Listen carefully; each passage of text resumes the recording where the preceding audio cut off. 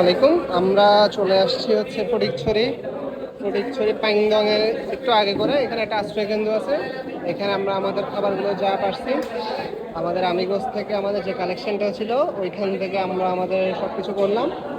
আমাদের এখানে 100 পিস আমরা পানি, 100 পিস খাবার, শুকনো খাবার, তারপর কিছু স্যানিটারি প্যাড এগুলো নিয়ে এখানে আমরা আসছি। এখানে একটা আশ্রয় কেন্দ্র, আমরা এখানে আমাদের এই জিনিসগুলো হ্যান্ড ওভার করলাম। এটাই, সবাই দোয়া করবেন আমাদের জন্য। আসসালামু আলাইকুম। এখানে অনেক মানুষের খাবার আয়োজন হয়েছে, তারা লাইভ রান্না করে এখানে প্যাকেজিং চলছে।